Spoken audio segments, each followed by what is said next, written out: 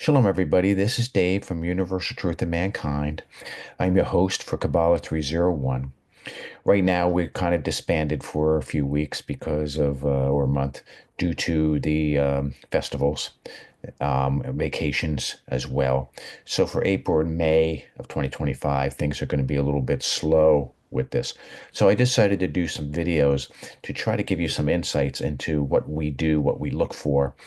Um, and how we synergize ourselves and how we work together, even though we take three very different approaches to the whole picture. Uh, like always, please like, subscribe these videos and share them. They're all free, and I'm not looking to make any money off of them, but I do want to get the word out nonetheless.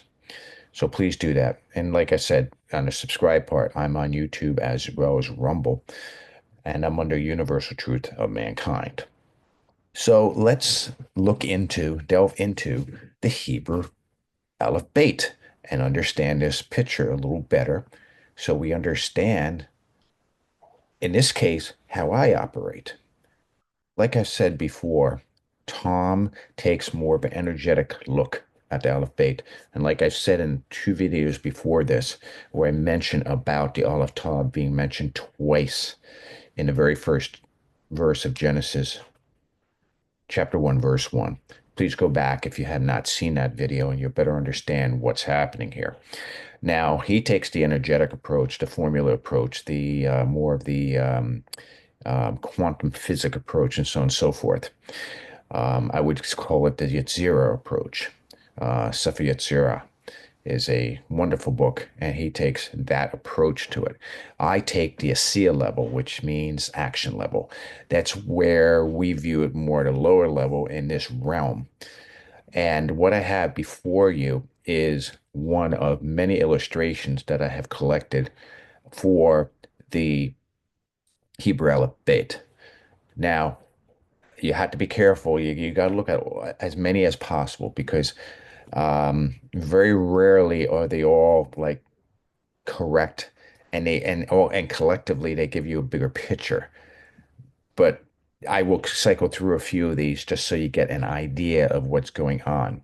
Now, this one here that you see before you, zooming in and out, you notice that, for example, you have a Tov, the T, the Tov.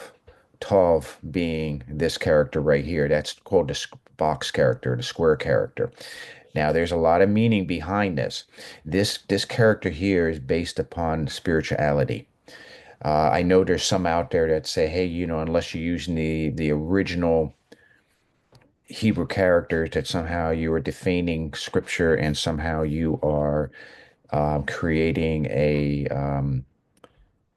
corrupted version of the Torah. That simply is not the case. These characters here, if you take a close look, are an assemblage of other characters. Where you can see a Vav here, down here. You can see a Dalet here. So this is comprised of two characters.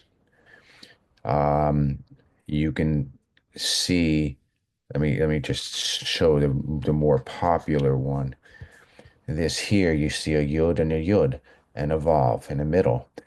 Now, Yud is the arm, the hand. It means like to help. And up here is another help. And then in the middle is a Vav. Now, I'm not going to go into the spiritual meaning of this character, but that's why it's shaped the way it is, because there is a spiritual meaning. And that's what Tom focuses on. He focuses on all of this. Now, I focus more on this type of stuff here because I like viewing the characters from a more um, um, a Sia level. A Sia mean action, the action level, where it's closer to meeting us in the physical realm. Now, these are pictographs or pictographs. These are pictures of various things. Like this is an ox head, and this looks like an ox head. But ox head means don't pay attention to this. This is where I just totally disagree with what their rendition here. You'll also notice like down here, This is the character. And here should be a plus sign, not a cross. So this is an error. So don't view it that way. So that's why you have to look at all these characters. Now, you have to understand Assiyah means action. So you have to view all these actions from an action point of view. Don't look at it and say, oh, ox head. Well, what does ox head mean? Ox head means silent strength. Strength that is silent. It's like an ultimate strength that is silent. It's just is. That's what's talking about. Now, you can say, well, then this is not real in error. Well, it is. And we'll show you as we go on. Because this is more of a noun. I'm talking about verbs here. I'm talking about action. It's where you have to view these and what you do with them. What do you do with the horns? What do you do with the tongue? What do you do with the rest of the body? See, that's all part of the description here. This is just the lead into a very, very big picture. So let's just go down and yeah, I'll go through these. I'm going to zoom in. Here's another one. A nice one also, but this also has the values of each character has a value. Each character has a sound, a value. It's a musical note, a harp of 22. There's a harp of 10 strings. There's a harp of 22 strings that are made in Israel. Each one of these, that's why you can sing the 22 characters of Hebrew characters. You can literally play the Psalms since it's based upon the 22 characters. So there's a lot here to grasp. So let's go here and let's look at two for a moment. The Aleph is an ox head. Well, what is an ox head? Well, it means strength. In other words, wherever the ox turns its head, that's the direction it goes in. It just simply does. It doesn't talk, it doesn't speak, it just does. So yeah, you can say it's a leader. You can say it's power, it's strength, and so on and so forth. Let's go to here, bait. Now, bait is a floor plan of a tent. So the bait is something you're in. So it could be a tent, a home, a house, a container. You can look at as well. It's in something. So when you see of, which means father, it is the silent strength of the house. That's what of means. Now let's take a look at Resh for a minute. Now Resh is right here. Let me expand this a little bit. It's the it's the head of a man. Head of a man. Well, what is the head of a man? Well, again, where it turns is where it goes. But what is the head of the man? Well, what's the foremost part of the head? It can refer to thought, an idea. It's not just a physical thing, but it's also the place of thinking, of thought. So you can add that to the understanding of this. Now we see the head of a man. It can mean first, top, beginning, all those type of things. But it is also the head of an entire body. So the body is part of this picture too. But let's take this for a moment. Now let's look at Genesis 1:1. Now I said I would stop looking at this, but please understand we're not studying the verse. It's just we just want to show you one word in it.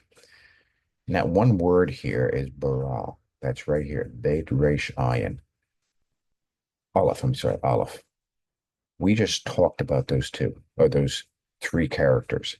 So let's try to better understand. This is what I do. I take the English word. What's the English word for bait? Typically translated as create.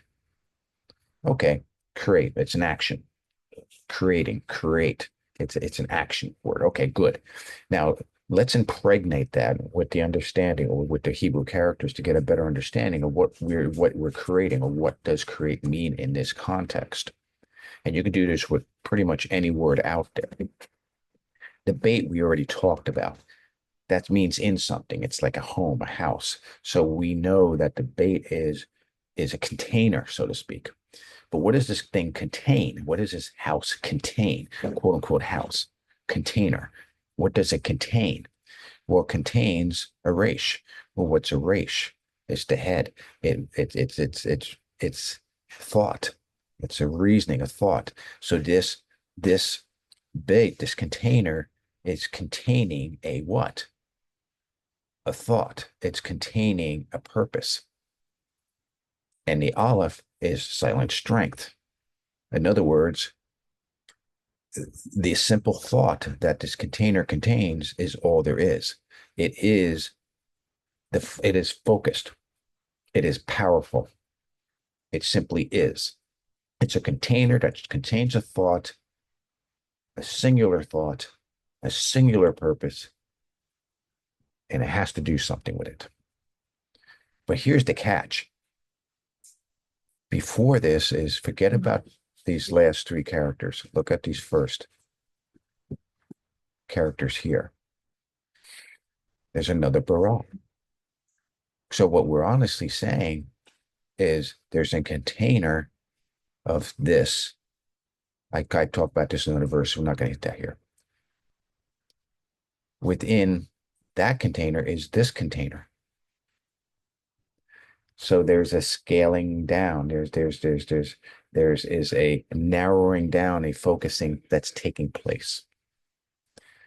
So now you can see this verse has a lot more meaning than simply what we just said.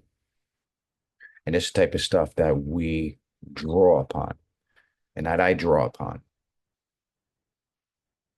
And Tom looks at, like I said, the square ones. I look at the pictographs, and Ross takes the information and brings it together and brings it down to earth for all of us.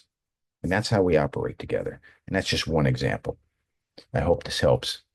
And have a great day. Shalom, shalom.